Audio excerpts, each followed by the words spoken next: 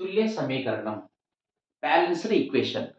తుల్య సమీకరణము అని మనం దేన్నంటామంటే, ఏ రసాయన సమీకరణంలో అయితే బాణం గుర్తుకు ఎడమ వైపులా ఉండే పదార్థాల్లోని పరమాణువులు, మూలక పరమాణువుల సంఖ్య, బాణం గుర్తుకు కుడివైపున ఉన్న క్రియాజన్యాలలోని మూలక పరమాణువుల సంఖ్యకు సమానంగా ఉంటుందో, అటువంటి రసాయన సమీకరణాన్ని ఏమంటారంటే, తుల్య సమీకరణము లేదా తుల్య రసాయన సమీకరణము అంటాం.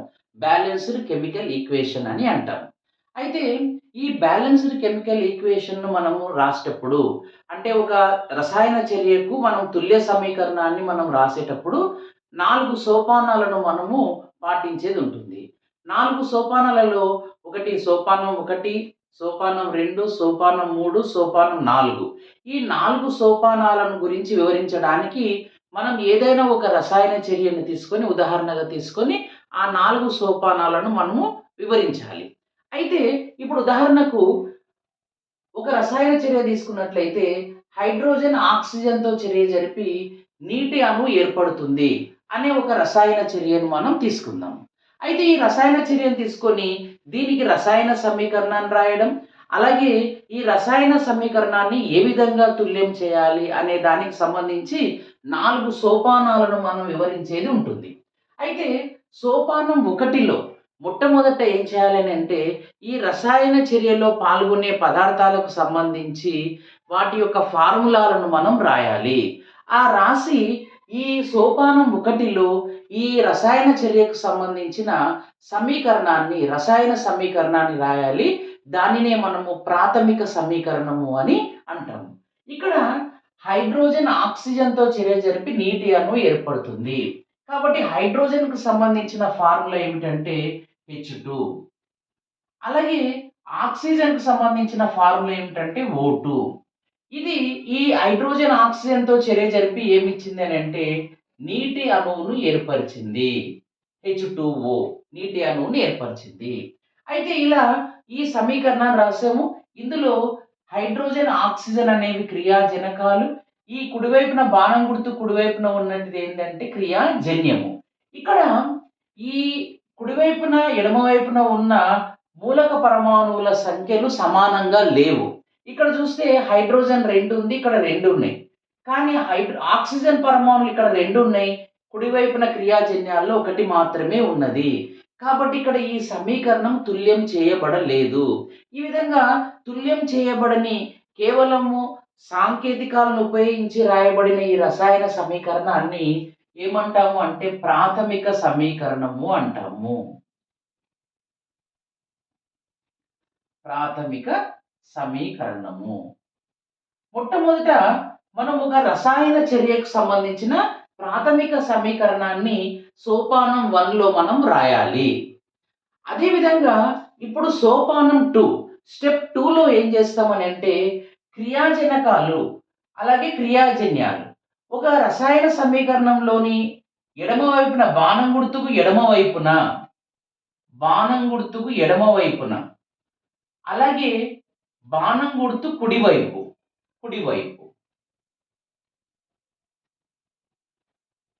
ఏ మూలక పరమాణువులు ఎన్ని ఉన్నాయో మనము ఇక్కడ రాసుకునేది ఉంటుంది. కేవలం ఇక్కడ మనం గమనిస్తే హైడ్రోజన్‌కి సంబంధించిన మూలక పరమాణువులు ఉన్నాయి. ఆక్సిజన్‌కి సంబంధించిన మూలక పరమాణువులు ఉన్నాయి.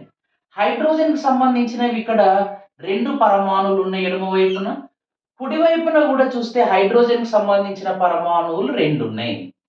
అలాగే ఆక్సిజన్ పరమాణువుకు సంబంధించినవి ఆక్సిజన్ అణువు లోపల 2 పరమాణువులు ఉన్నాయి ఎడమ వైపున. కుడివైపున ఎన్ని ఉన్నాయంటే కేవలం 1 పరమాణువు మాత్రమే ఉంది. కాబట్టి ఎడమ వైపున 2 పరమాణువులు ఉన్నవి, కుడివైపున ఒకే ఆక్సిజన్ పరమాణువు ఉన్నది. కాబట్టి ఈ సమీకరణములో ఏముంది? ద్రవ్య నిత్యత్వ నియమము ప్రకారము ఎడమ వైపున ఎన్ని మూలక పరమాణువులు అయితే ఉన్నావో కుడివైపున అన్ని మూలక పరమాణువులు ఉండాలి. కాబట్టి ద్రవ్య నిత్యత్వ నియమాన్ని అనుసరించి ఈ సమీకరణాన్ని మనము తుల్యం చేయాలి. మరి అలా తుల్యం చేయడం కొరకు ఏం చేస్తాము అని అంటే ఈ మూలక పరమాణువులు, ఈ ఫార్ములాలు ఏవైతే ఉన్నాయో వీటికి గుణకాలను మనం రాయడం ద్వారా ఎడమ వైపున ఉన్న మూలక పరమాణువుల సంఖ్య కుడివైపున ఉన్న మూలక పరమాణువుల సంఖ్యకు సమానంగా ఉండేటట్లు చేస్తాము. కాబట్టి ఈ గుణకాలను మాత్రమే మనము ఇక్కడ మార్చాలి. ఈ ఫార్ములాలను మాత్రం మనం ఎట్టి పరిస్థితిలో మార్చరాదు. కాబట్టి ఇక్కడ ఈ సమీకరణం లోపల hydrogen H2, oxygen O2 gives H2O.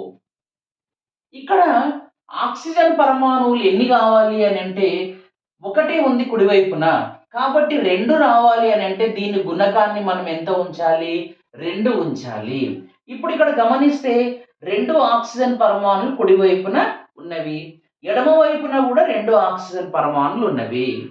అయితే ఇప్పుడు మనం మరొక విషయం గమనిస్తే మళ్ళీ ఇక్కడ హైడ్రోజన్ పరమాణువులో చూసుకుంటే 2 హైడ్రోజన్ పరమాణులు ఉన్నవి, కుడివైపునకు వస్తే 2 × 2 2 2 4 అయినవి, 4 హైడ్రోజన్ పరమాణువులు అయినవి. కాబట్టి ఇప్పుడు మళ్ళీ మనము హైడ్రోజన్ యొక్క గుణకాన్ని కూడా మార్చాలి. కాబట్టి హైడ్రోజన్ గుణకాన్ని 2గా ఉంచాలి. అప్పుడు మనం గమనిస్తే 2H2 + O2 గివ్స్ 2H2O అనేది మనకి ఇక్కడ సమీకరణము. ఇది సోపానం 2లో మనము ఈ విధంగా మనము గుణకాలను రాయడం ద్వారా క్రియాజనకాలలో ఉన్న ఎన్ని మూలక పరమాణులు ఉన్నాయి, క్రియాజన్యాలలో ఎన్ని మూలక పరమాణులు ఉన్నాయో వాటికి తుల్యం చేయడం అనేది జరుగుతుంది. అయితే సోపానం 3లో మనం ఏం చేస్తామని అంటే ఈ రాయబడిన ఈ సమీకరణంలో 2H2 + O2 గివ్స్ 2H2O.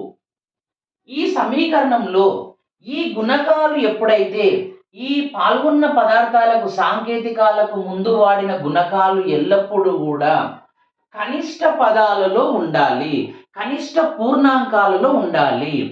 ఎప్పుడైతే కనిష్ట పూర్ణాంకాలలో లేకుండా ఉన్నాయో అది ఈ 2 వైపులా ఉన్నటువంటి ఈ గుణకాలను ఒకే అంకెతో భాగహారం చేసి కనిష్ట పూర్ణాంకాలలో మాత్రమే ఈ గుణకాలను రాయవలెను. లేకపోతే మనము ఎక్కువ ఈ రెండిట్లో కామన్గా డివైడ్ అయ్యే అంకెతో డివైడ్ చేయకుండా మాత్రం రాయరాదు. ఉదాహరణకు ఇక్కడ మనం ఏం చేసాము అని అంటే 2H2 + O2 గివ్స్ H2O. ఇక్కడ మనం ఏం చేసాము అని అంటే ఇక్కడ 4 ఉంచాము అని అనుకుందాం. అప్పుడు ఏమవుతుంది అని అంటే ఇక్కడ 2 అవుతుంది, ఇక్కడ 4 అవుతుంది. ఇక్కడ మనం గమనిస్తే 4H2O 4H2 2O2. అయితే ఇక్కడ గుణకాలను మనం గమనించినట్లయితే 4 2 4 ఉన్నాయి. ఈ గుణకాలు కనిష్ట పూర్ణాంకాలలో లేవు, మరి కనిష్ట పూర్ణాంకాలలోనే రాయాలి. కాబట్టి మనం ఏం చేస్తాము, ఈ మొత్తం ఎడమ వైపున ఉన్నవి కుడివైపున ఉన్నవి 2 అనే అంకెతో భాగించబడతాయి. కాబట్టి 2 అనే అంకెతో భాగించి 2 1 2. కాబట్టి ఇలా ఈ విధంగా కనిష్ట పూర్ణాంకాలలో మాత్రమే ఈ గుణకాలు రాయడం జరుగుతుంది. దీనిని మనము సోపానం 3లో రాయడం జరుగుతుంది. అదేవిధంగా సోపానం 4లో ఎప్పుడైనా ఒక రసాయన సమీకరణం తుల్యం చేసిన తర్వాత ఆ సమీకరణము కేవలము ఎడమవైపున రసాయన క్రియాజనకాల్లోని పరమాణువులు, క్రియాజన్యాలలో ఉన్న మూలక పరమాణువులు సరిపోయినాయా లేదా, సమానంగా ఉన్నాయా లేదా అని సరిచూసుకోవాలి. కాబట్టి 4వ సోపానంలో మనం ఎప్పుడైనా సరే ఇక్కడ ఉన్న పరమాణువుల సంఖ్య, ఇక్కడ ఉన్న పరమాణువుల సంఖ్యను సరిచూసుకోవడం అని జరుగుతుంది. కాబట్టి 4వ సోపానంలో ఇక్కడ సరిచూసుకున్న తర్వాత ఈ 4 సోపానాల ద్వారా ఏదైనా ఒక రసాయన చర్యకు తుల్య సమీకరణం రాయడం అనేది జరుగుతుంది.